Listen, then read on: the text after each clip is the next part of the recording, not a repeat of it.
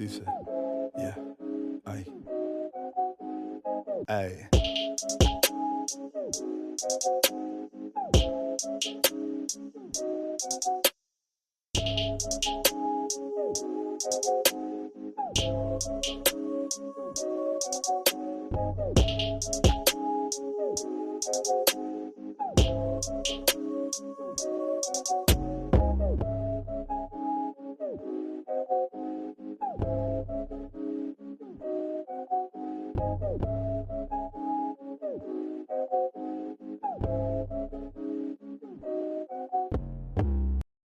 Good day and welcome. I am William, narrator for the FYI I Am Damaged podcast. Oscar talks to Ty Gipson, a business owner, speaker, podcast host, and dual transplant survivor whose mantra, no options, was forged in the moments he genuinely didn't know if he'd ever see his family again. We get into his journey with type 1 diabetes, kidney failure, dialysis, and receiving kidneys from both his mother and his wife, plus the simple 3-word framework he leans on: do, think, talk, to turn obstacles into reasons to keep climbing. This is the FYI I Am Damaged podcast. Now a word from our sponsor. Oscar wrote a wonderful children's book called Logan, the strong-minded little elephant. He also created a wonderful song for his children's book, which is at the end of this episode. Check it out. Meet Logan, the strong-minded little elephant who learns that bravery isn't about being fearless. It's about believing in yourself even when you're scared. In this beautifully illustrated story, friends follow Logan through a colorful jungle as he learns to calm his worries, take deep breaths, and remind himself, I am strong, I am safe, I can do this. It's a story that helps kids, and maybe a few grown-ups too, find courage, mindfulness, and strength in their hearts. Logan, the strong-minded little elephant, by me, Oscar Luna. Available now at all major retailers and my publisher's bookstore, Milton and Hugo. Because it's up to every parent to show that their child deserves to know that strength starts from within. Thank you for joining me on another episode of FYI Iron Damage. I'm joined by Ty Gipson. Great to have you. I love your story. Once you hit me up and I was able to get all my stuff online, I wanted to have a great conversation with you and tell your story. Now, Ty, when you strip away the titles of business owner, speaker, podcast host, how would you describe who you are to individuals seeking interest in you? You know, I'm going to use the word authentic because I'm an open book, right? And I really believe we are tested through our lives of obstacles to really prepare us. And I really believe that's kind of been my life. You know, I mean, I've gone through a lot, and I'm just, you know, as real as it gets. And I've realized later in life, the more I share, the more I can help. And so that's who I am. I'd say authentic maybe is the best word I would use there, Oscar. And doing my research in you, yes, you are a very authentic person. And with your no options, it has become your brand and your mantra. Do you remember the first moments that phrase really struck you, not just as words, but as the way you were going to live? Absolutely. Yeah, you know, and it's there's several points throughout my journey in life that has come in, right? But the first time that I really it kind of hit me was the moment when I was I've received dual transplants, but I got the call, and I was now in line to have a dual transplant that had a 50 success rate. But I was walking out the night I got the call to mobilize for this dual transplant. I walked out of the house with a 6-year-old in my house, and I did not know whether I was going to come back. I didn't know if I would see my family. I didn't know if I'd ever see my daughter, but I knew if I didn't go attempt this surgery, the quality of life was going to be something that I did not want to. So I wanted to take the risk. And to me, that was the no options. Like, I have no options but to make this work, because I want to live on the other side with a quality of life with my family and my kids. No, I get that. As a father myself of 3 boys, you know, and I have Crohn's disease. So at any given moment, something can happen and affect me. And how, I would be there for them. So I really, I resonate with that. Yeah. It's real when it's not just words. And I really thought hard when I was working on all this about those words, because those words mean a lot to me. No options. And there's been other times throughout my journey that those words have resonated through my life. Now, through your journey with diabetes and everything, you were on early insulin pump technology long before it was common. Then later faced kidney failure, dialysis, and a transplant. What was the most honest, unpolished thoughts running through your mind at that time? Well, I'm going to go back to when I was the way my dad and my parents raised me was one of those, and a lot of people can relate to this, but my dad was one of those dust off boy, to get up, dust off, you're going to be okay. Put a Band-Aid on it. It's okay. Right. Kind of thing. And those words to me, that message to me was early on of at the time I didn't care for it because I felt like my dad was kind of being, maybe a little too hard or whatever the case is. But what it was doing was preparing me for the journey that I had ahead of me. And so I always say that I think everything we go through is preparing us for the next step. And I don't know if that answers the question, maybe, but that's the way I look at it is going through some of these things have really prepared me for the journey ahead. No, it does, because we don't know something until after we were able to process. It could be days, weeks, months, years later. And for that, you to process and look back, and those going through something that young, it's almost unfathomable. And to think of that, you're like, wow, you know, and you would just, as a young person, I know me going through my things, you're like, I don't know what's going on. I'm just going to put one foot in front of the other and keep doing it. Hopefully and then you think older, like, okay, I'm glad I had, or I wish I had those guiding me properly. And it looks like you did, and that's something that when you are alive to look back on, it's just, wow, I've been through so much. But sometimes we don't realize it. And that's what I try to encourage people. We're all dealing with something, but I always say, whatever that wall is that's in front of us, it's worth the climb. It's worth the fight. And sometimes that wall is only preparing us for what's ahead and making us a better person, be a better parent, whatever that looks like. But it doesn't always feel that way. But I really believe that we are, our obstacles are we got to look at them as opportunities. Absolutely. Yeah. Now, your mom gave you a kidney, and years later, your wife did too, which can be seen as a high level of sacrifice to one's own lifespan. Now, how did those gifts change the way you think about family and responsibility? Well, we've always been a really close family. And, when I found out that I had, in 1999, when my kidneys failed the first time and I was going in for a dual transplant, I had a kidney and a pancreas. My mother was 60 and she said, she told me at the time, she said, Ty, I don't know if the doctors will allow it. I don't know if my kidneys are good, but God gives us two kidneys and one of them's for you. And so, so that, my mother has, and she's still alive today at 85 and doing well with that one kidney.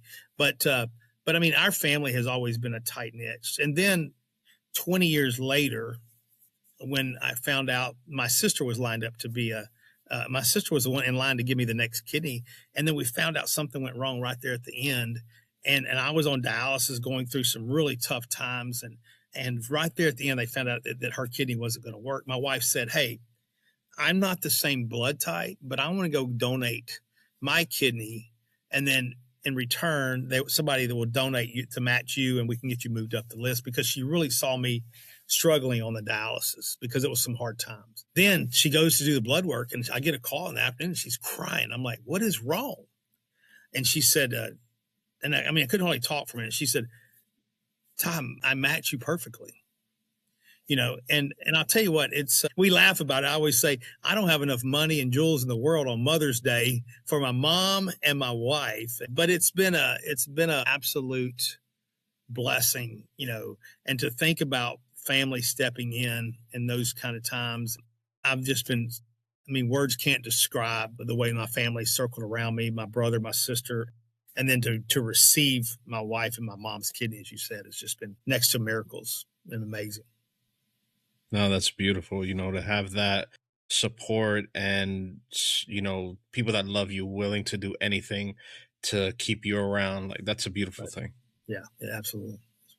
It is. I say this, we live in a hard world. We just do. We got to admit, and I really believe, we got to lock arms and put our arms around each other, whether it's family or not, and help each other through this time. I truly believe. I think that's missing in today's, that we all live such a private life, and we got to get through it. But you know what? Sometimes we got to lock our arms around each other and just say, I can help you through it. And next time you may be helping me through it, but we can do this together. And I think we got to take that mindset and that approach, because it's hard times. This world, as we all know, everybody probably, everybody in the audience, everybody that's listening is going through something. And I just encourage you, to, if you can't get through it alone, lock arms with somebody and see if they can help you through, because I know sometimes those walls seem higher than you can climb, but believe me, you can do it. And I promise you can.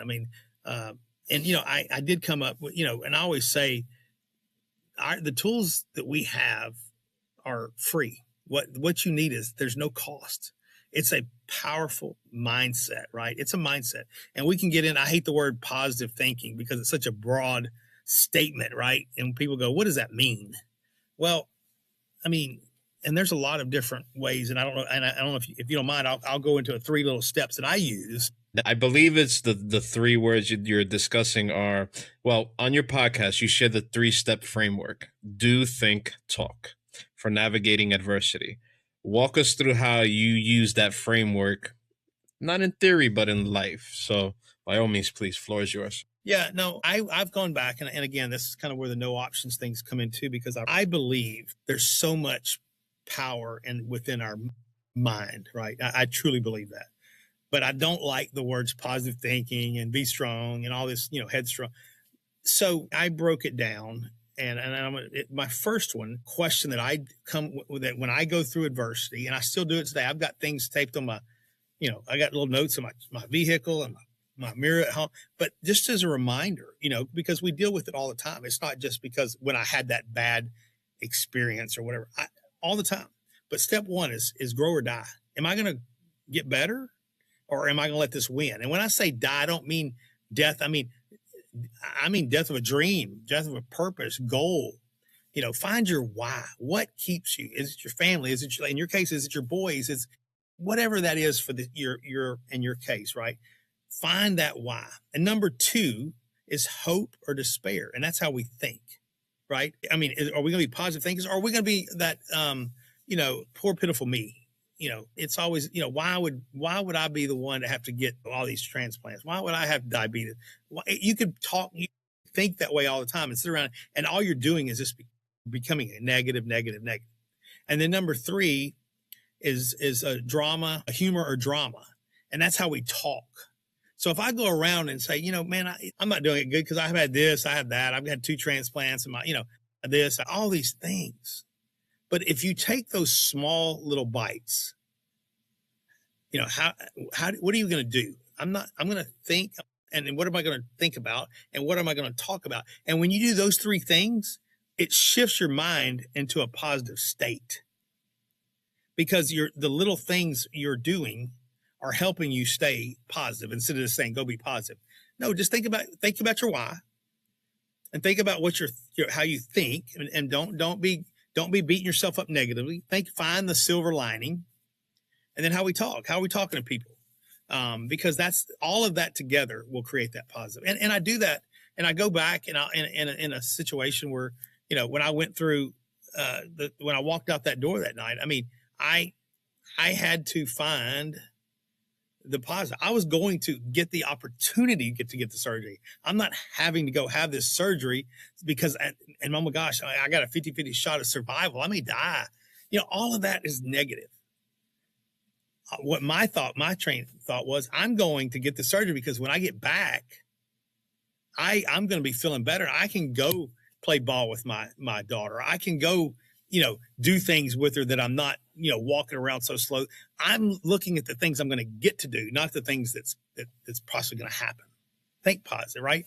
And then the way I talk to people, hey, I get an opportunity. Yes, I'm on a waiting list right now for organs, but I can't wait because when I do, I'm going to be feeling so much better. Or is it, oh my gosh, I'm on a waiting list. And I got a 50-50 shot of. That is the way you have to train. There's so many different ways that you can just, with yourself. And I always say this, it costs zero. Go look in the mirror. It's your choice. And I know these walls are tough. Medically, sometimes you alone, your story, Oscar, talks about, you've been through some medical, it's hard. Yep. Especially when you feel bad but we got to find that glimmer, that silver lining somewhere. And I'll tell you this, every day is a bonus day. There's people that are much healthier than all of us that aren't with us today. So I'm always thankful. I get up every morning, I'm just glad I'm here and make the most of it. No. And I was talking to my daughter this morning. I said, she was a teenager, right? And she's going through, and I said, don't let somebody steal your joy. Don't let somebody take that joy today out, because today's a good day. Today's going to be a good day. Today's an opportunity to go have fun, do that, but don't let somebody, because they said something, that's going to steal your joy. So I try to remind people, and we're glad to be here. I am so excited to be here every day. Take advantage of today. Don't wait till tomorrow. We don't know what tomorrow holds. Enjoy today. So. Now that reminds me, because it's, when I went through my issue, when it was really bad, I remember I went to the hospital for about 2 weeks for a really bad flare up. And when I got into the hospital, I had a bowel bleed and everything, was passing out, and they wheeled me up to the room, and the doctor looked at me, he saw me, he's like, because at first I was in the emergency room, then they admitted me, and he's like, he's looking, he sees me getting into bed, he's like, how are you walking? I'm like, what are you talking about? Like, I'm in pain. I said, I'm in a lot of pain, but what do you mean? So I'm in bed and talking to him, and he's like, Oscar, and I believe, I guess this is true, like they have markers, blood markers that they could test for how much pain someone's in. Wow. So he told me, like, people in like unbearable pain, the markers hit a level of like, in reaching up to 100, somewhere like that. He's like, Oscar, your markers hit like 600 and something. So like, I'm not a doctor, I'm not in the medical thing. Yeah. So he's like, I can't even understand how much pain you were in just walking from the door in the wheelchair to going to the bed, all just because you wanted to. And I said, look, I was in, I think, my late 20s maybe. And I said, doctor, I had this since I was 18. It's like, and certain time periods is every day is just pain. And then if it was lessened, and then it was just discomfort.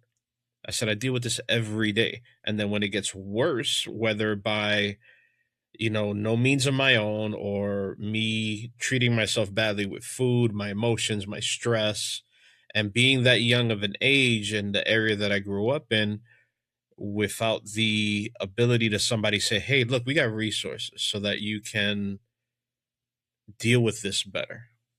I started my healing journey in my late 30s, early 40s. And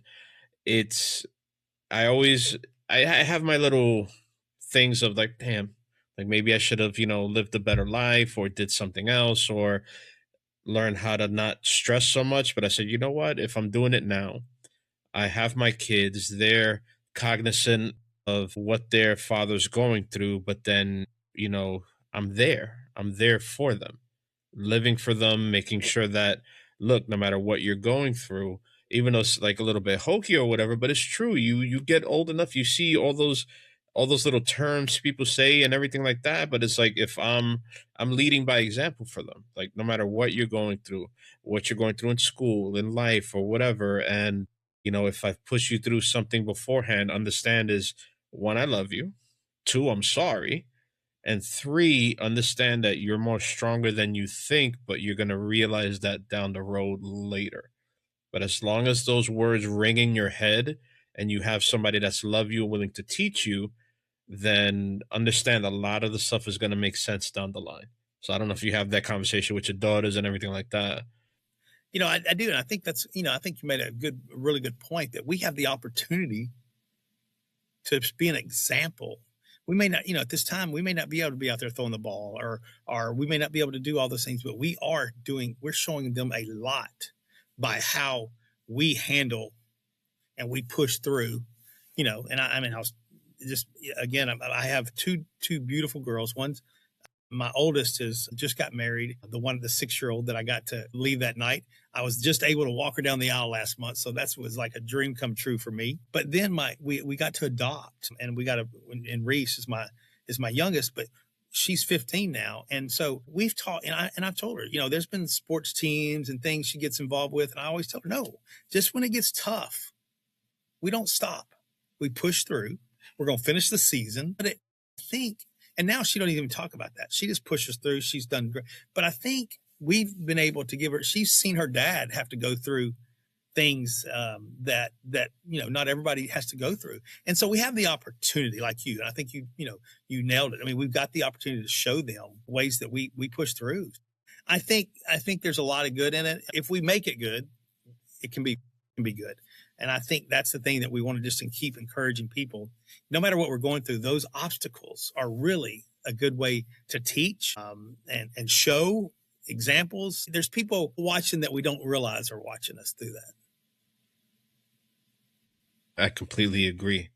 And with you having 30 plus years in sales, entrepreneurship, and now you speak to leaders about resilience and performance, what do you see as the biggest fraud people in business believe about toughness and burnout? To me, it's. I mean, it's funny. I posted a quote this morning, and it said, "Quit complaining and let's go." And it kind of boils down to that, right? I think a lot of times, we've got some amazing young kids growing up in the business. Young people getting. I don't think the people's changed. I think the way we work nowadays are different. And I still believe that the biggest thing of grit and pushing through is, again, it's a mindset. And I always go back to this mindset of we can do what we want to do.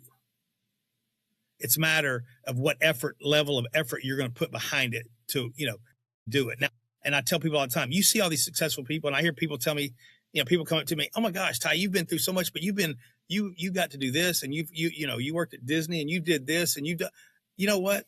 All these people that you see that are successful, what you don't see is there's a lot of hard work going on behind the scenes that you never see.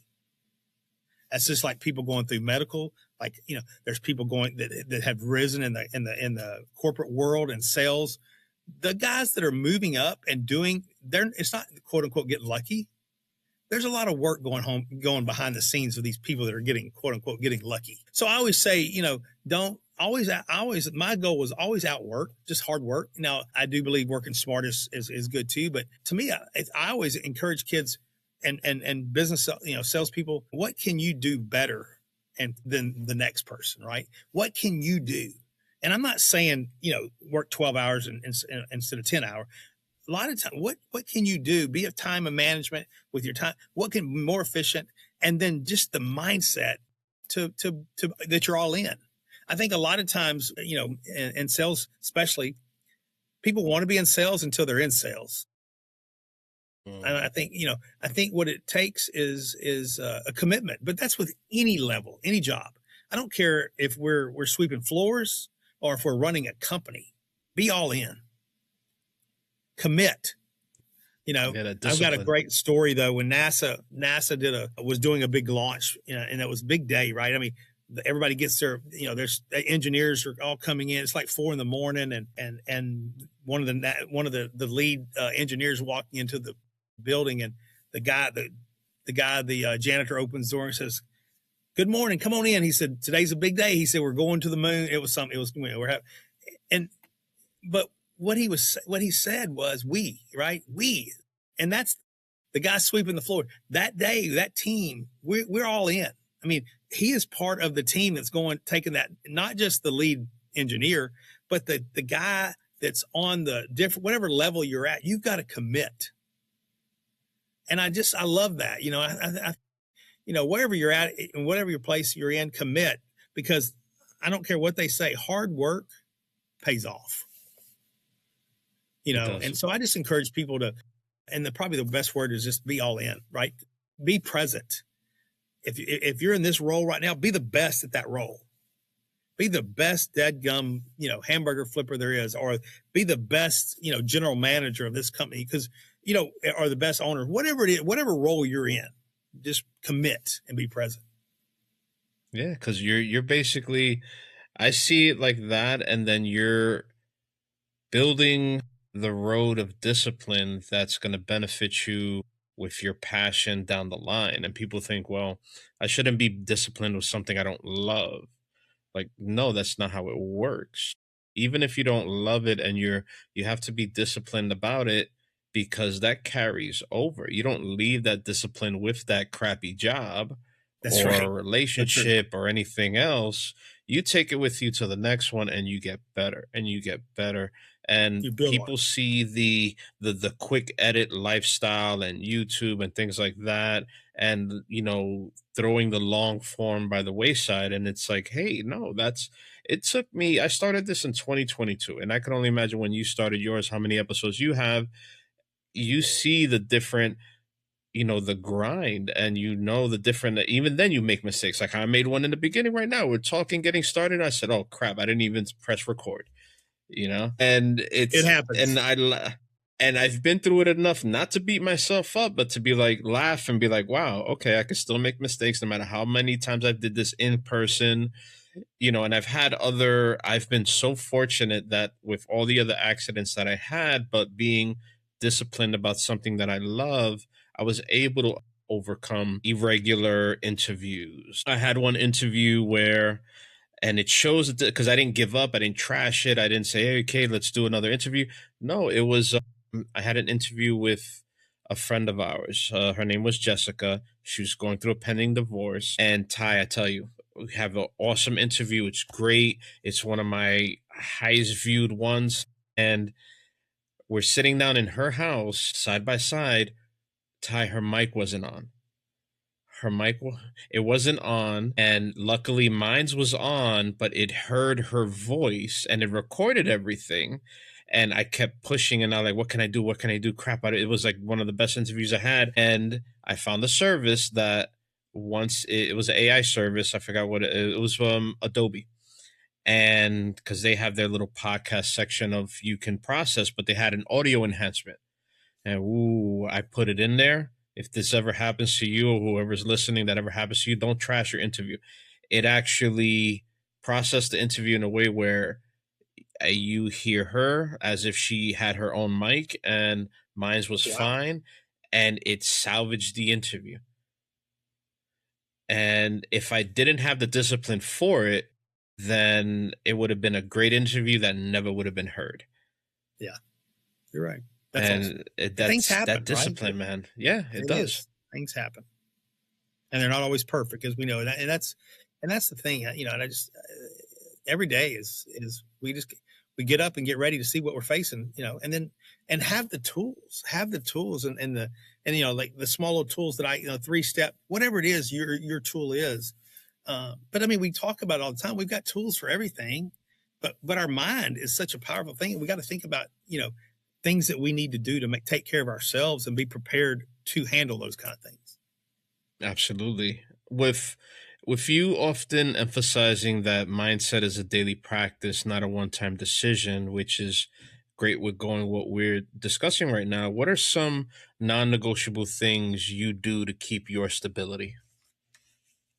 I'm I mean, I truly believe I do some form of meditation, but I mean, I like to have a quiet time for myself. Sometimes just to think, just to prepare my mental state for the day. Try to do it before I ever get on any technology, anything, and just think about the day. Think about, again, try to the positive things, the opportunities for this day.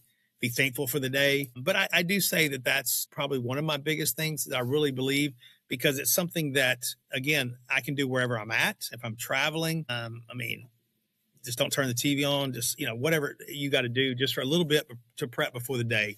So that's one of the things that I really believe in. And the other is just to create your, think about you today.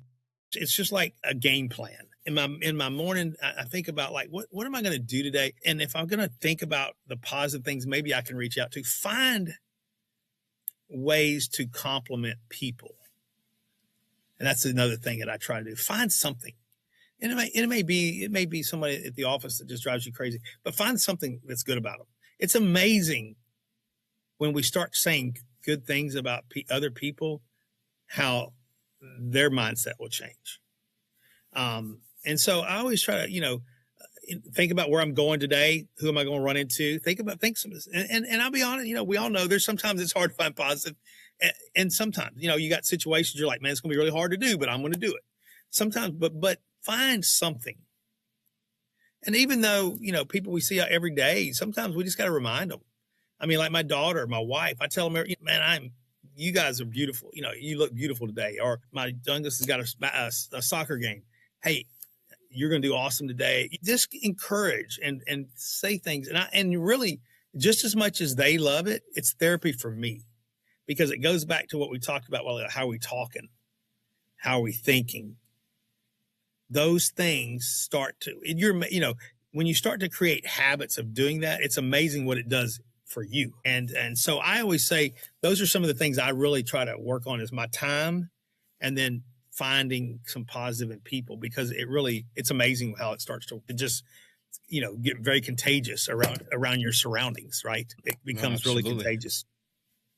Yeah. And it's a great point that you bring up, to have people be seen by others. So it's a wonderful thing, because especially from men, because it's not exclusive, but I like to focus on how, men need to be more seen. They need to work on their mental health and empower themselves. And us, other strong men seeing each other and acknowledging them for what they're doing and what they're going through, it means a lot to a person. Even when I speak to relationship experts, psychiatrists who deal with couples therapy, when they say, yeah, that's a big thing. When the couples don't see each other and they're not seen by the one that they love, it really affects somebody's way of thinking, or throwing themselves in like an internal tizzy. And, like how you said, a one quick compliment to say, hey, look, you really look good today,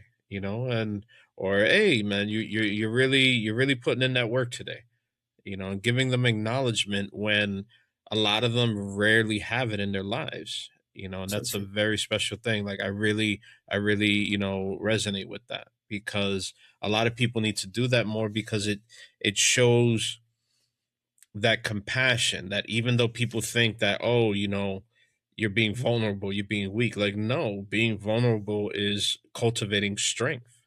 That's right. So right. I agree. I love that, because it's something that really has helped me a lot. And again, I think it's as much therapy for me as it is for them. I mean, people, it's so easy. And I think our words, we live around a lot of just negativity. That seems to be the first thing out of people's mouth. And when you become the one saying positive things, it's amazing how people kind of take a double take. It makes them feel good. And that's what we're trying to do here. We're trying to make people feel better about themselves, encourage them, whatever that looks like. So positive words are very, very, very, very positive. Now, you're deeply involved with Donate Life and TOSA, sharing your story to advocate for organ donation. What do you hope someone will take from you about being an organ donor? What I hope, I love TOSA and Donate Life, because I mean, it's educating about organ awareness, right? And so I hope people hear my story, because I think until I was faced with transplants and all this, I didn't know anything about all this donation and organ donation and all that. So I hope people see that there's life after organ donations, right? After you receive organs, and then really how many people are sitting in these hospitals and these dialysis centers that are just waiting for organs, right? And so I encourage people that to see that. I hope that they see me, that after I received it, like I talked about, I was able to adopt, I was able to start a business, get married, all these things. It can change lives. And that's one of the reasons, and I hope people see it, that's why I'm on such a mission, because I feel like someone gave me a chance to be, through organ donation. It's my job to go spread that word and help others. And hopefully I can save other lives. But I hope people see, that every day's precious. I mean, it's a great day, right? Every day's a good day. And don't let little things tear down our day, because we know, we don't know what tomorrow is going to hold. So enjoy today. And I just hope through organ donation, people realize there's opportunity out there to help.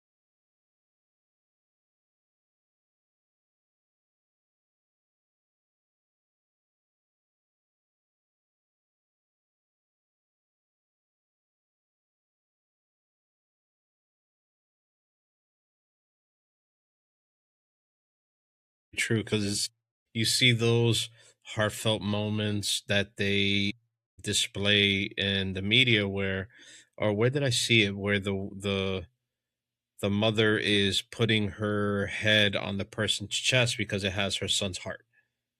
It's like, it's really heartbreaking, but it's also very encouraging to be like, okay, that donation, and because they were in that mindset to say, you know what, even in death I'm going to help. And it's very, I find it very noble. And I'm still on the fence on, should I be one, and I'm still determining that. And I don't know how me being with Crohn's affects that or whatever, but like, I would, I did a ton of blood donations, because even then, like, that's to the minimum.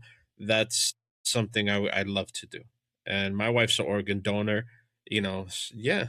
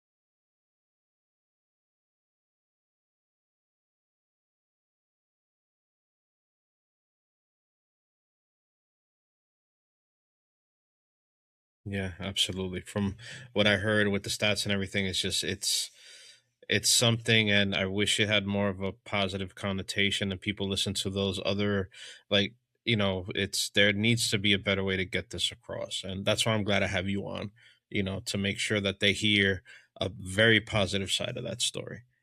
Now, You said your story has power, and now you host your own No Options podcast to share other people's stories as well. What have your guests taught you about the journey of resilience?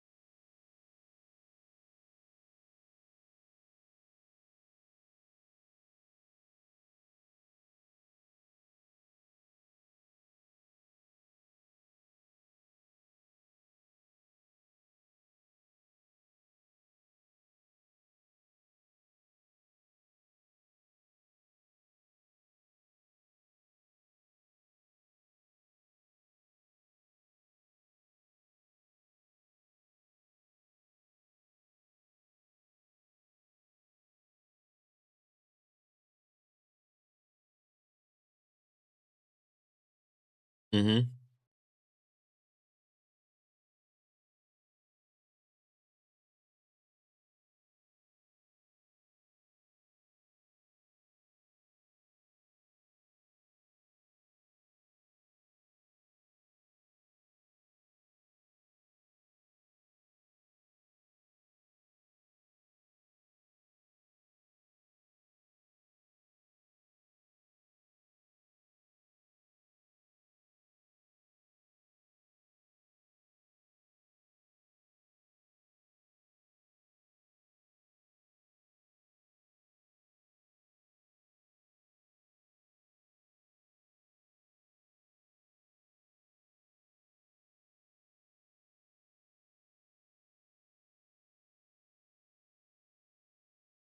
No, I love it. I love meeting all the different, eclectic people from, and then I'm like, I always ask like where you are. Like, oh, one's in Hawaii, the other one's in the South. I'm waiting.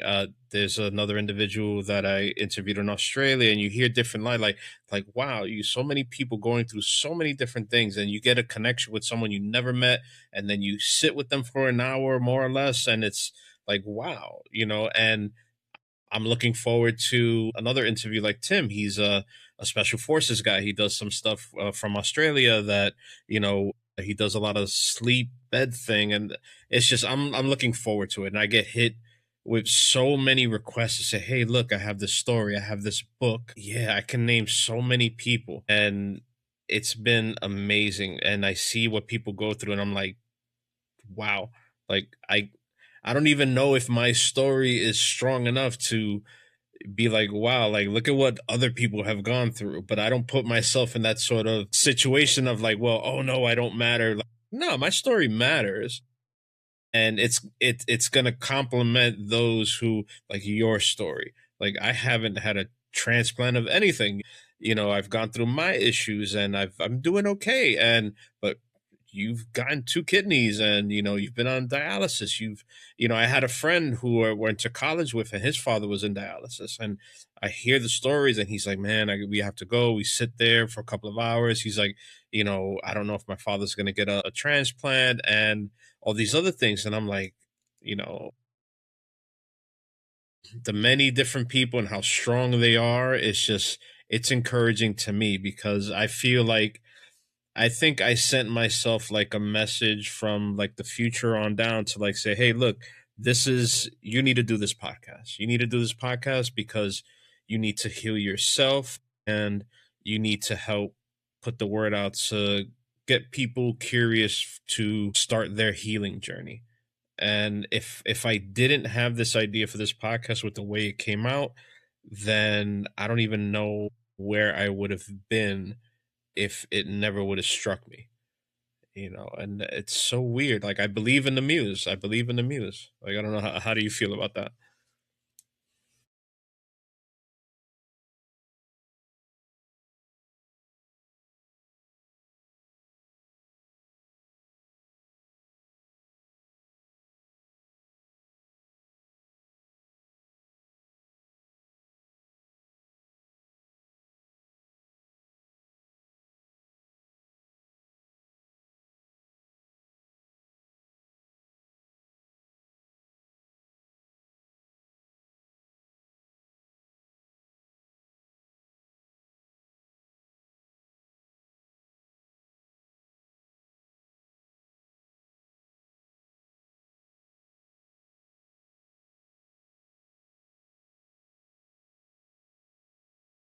Yeah, it really does because like I'll get into it real quick. It's because I was doing some independent, what they call independent contracting, where like doing like deliveries for Amazon. And I've recovered and I'm getting stronger from what my trauma was when I was younger, and that was sexual abuse by a family member. And I I kid you not. When I was doing these, you get and I've said the story before, so apologize whoever heard it, but you get a 2 hour block to deliver your packages from Amazon. So the last one was where it was in the Bronx. It's the building and the floor, but not the apartment of where it happened to me. And so I do my thing. I drop off what I was dropping off. I look at the door. I'm on the same floor. And then I'm like, I'm not freaking out or anything like that. I'm not overly stressing myself on how I used to, like for decades. And then I reach out to my wife. I said, look, this is what's going on. This is what's happening. This is how I'm feeling. I'm done with what I'm doing, but I don't want to head home. I want some time for myself. And she was like, I got you. Do what you got to do. I'm here with the kids. Everything's okay. This was like a little bit after the very heightened like scariness of the pandemic. And so I forgot where I went. I go do my thing. And then it just like, it came into me like, do a podcast for these reasons, to help these people or whatever, and just display how people can look on the outside like, hey, I'm okay, but they're really not. They got like a storm behind their eyes and they're going through stuff, but you look at them like, no, they got their stuff together. But that person would be like, if you only knew.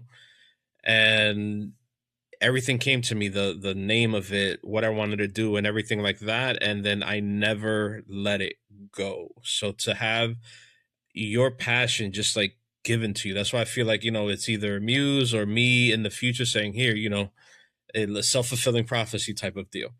And it's been an adventure, man. My first episode, the intro, was just me on my phone driving down the FDR on the east side of Manhattan going to work. And you hear, like, I was telling this to the last person I was interviewing, and I'm like, you hear the rumble of the road, the tires, and in the background, and it's like I wanted to get it out. So I tell people, if you have a seed, like, just nurture it, because you never know when your passion's gonna hit. It hit me like a brick wall. But when I see people saying, I want to do this, I want to do that, I'm like, do you really want to do it? And like, yes, like, okay, I'll help you. Or like, this is what you need to do, or whatever. Just don't give up and everything like that.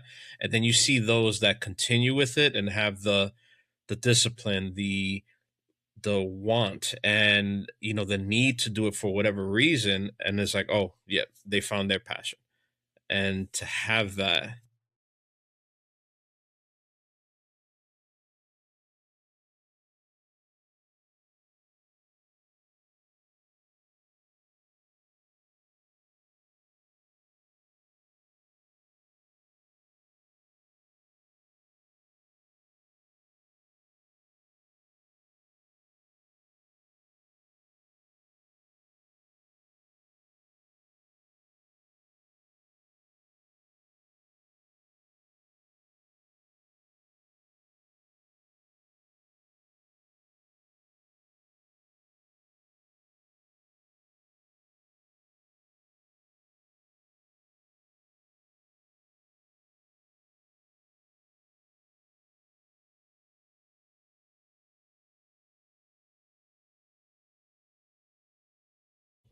I think you found another. Yeah, you're welcome, and I think you found another phrase: grow and grow. Now, Ty, finally, where's the best place for listeners to connect with you, hear your show, or bring you in to speak if they want to introduce this no option mindset to their team, school, or even the community?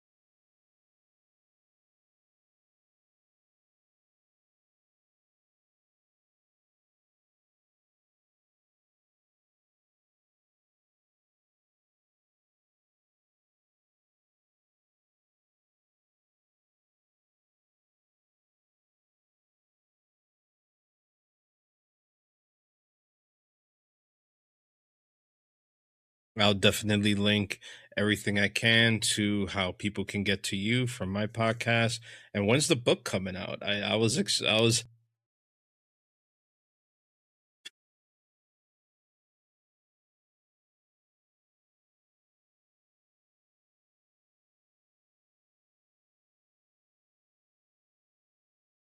can't wait. I can't wait. Well, Ty, thank you very much for giving me your time, your openness, your vulnerability, your charismatic personality, and your willingness to share. And, I know it's going to impact whether it's from 1 to 1,000. And I'm glad I agreed, and I'm glad you reached out, you know, and absolutely, absolutely.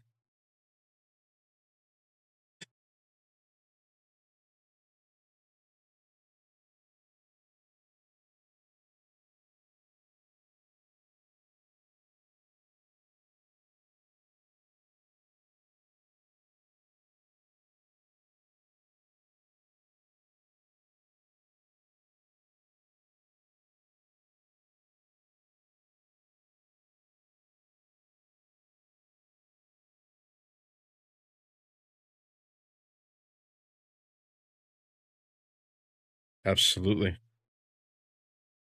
Thank you. Hey, it's like I always say, it's strength through vulnerability. And thank you very much for your time, Ty. Thank you, Oscar. That was an impactful episode. This interview with Ty is a reminder that resilience isn't about pretending it's easy. It's about deciding the wall in front of you is worth the climb.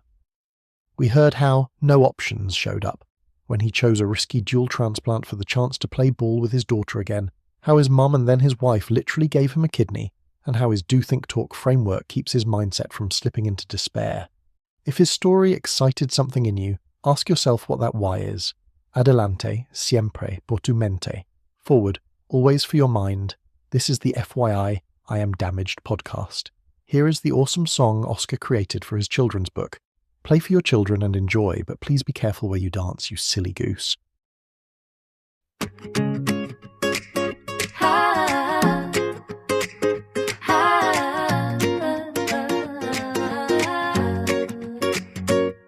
In a bright green jungle where the tall trees sway, lived a little elephant who felt big fins. Every day Logan loved to splash and play by the river's side, but sometimes wobbly legs made him wanna run and hide. Tummy doing flips like a stormy shaking drum. A tiny voice inside him whispered, what if I can't have fun? Then Brandon the wise monkey smiled from the tree, said, little friend, take a breath, come and sit with me. Feel your feet on the ground, feel your hand on your heart. We're breathing together, that's how courage starts. I am strong, I am safe, I can do this. Breathe it in slow, let it out with a wish. When my mind feels wiggly like a monkey in the trees, I calm my heart down with my breath and my knees. I am strong, I am safe, I can do this. Step by step forward through this, scared and know what if. Even when my tummy feels funny and tired, I can still be brave, I can still shine bright. Next day in the jungle they played a game of tag. Logan felt the nervous pull, his body started to drag, but he remembered Brandon and the tools he had inside. Took a deep gentle breath instead of running off to hide. Breathe in the sunshine, breathe out all the fear. Stomped his big elephant feet and felt his courage appear. With the wiggle of his front can a lap so free, whispered to himself, there's a lion heart in me. His friends saw him smiling as he joined in the game. They asked, Logan, what's your secret? You don't look the same. He said, when my thoughts get loud, I don't have to stay small. I breathe and move my body and I stand up tall. I am strong, I am safe, I can do this. Breathe it in slow, let it out with a wish. When my mind be wiggly like a monkey in the trees, I calm my heart down with my breath and my knees. I am strong, I am safe, I can do this. Step by step forward through the scared and oh what if. Even when my tummy feels funny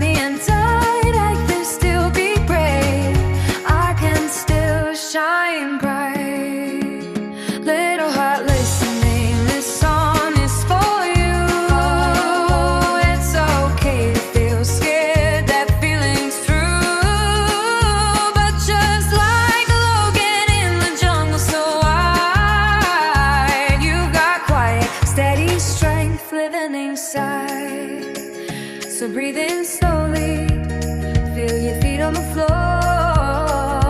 Let your shoulders soften, you don't need to.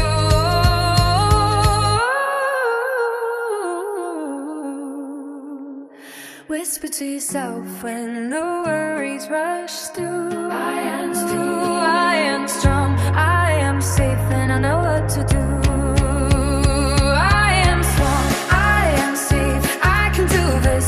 Breathe in slow, lay it out with a wish when my mind feels wiggly like a monkey in the trees, like I'm hard down with my breath and my knees. I am strong, I assist, I can do this step by step forward through the skin and know what is. Logan showed the jungle and I show the world. There's a strong-minded hero in every boy and girl in the bright green jungle. When the stars shine above, brave little hearts fall asleep, feeling safe and loved.